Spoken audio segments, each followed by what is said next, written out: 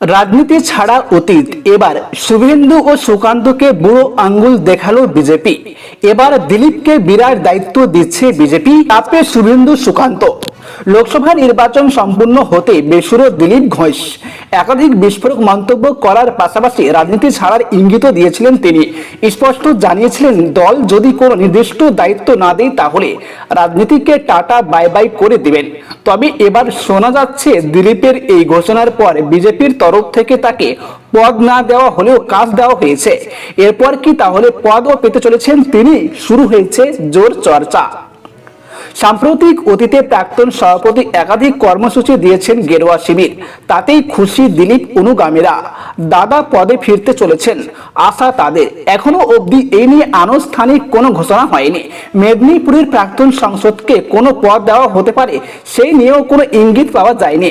তবে তার অনুগামীদের আশা, তাকে নিয়ে কোনো সম্মানজনক ঘোষণাই করা হবে।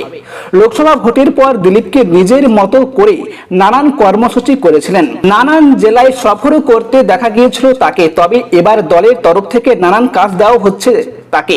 চলতি মাসে বিজেপির রাজ্য কর্মসমিতির বৈঠকের দিন উপস্থিত ছিলেন দিলীপ। সেখানে প্রাক্তন রাজ্য সভাপতি হিসেবে মঞ্চে বসার সুযোগ পান।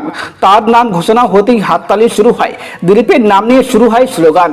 দুধে এই রাজনীতিক মঞ্চ থেকে নামতে তার সঙ্গে সেলফি তোলার হিড়িক পড়ে যায়। সম্প্রতি লোকসভা নির্বাচনে দলের হয়ে বিস্তারকের কাজ করেছিলেন এমন প্রায় 150 জন কর্মীকে সংবর্ধনা দেওয়া হয়।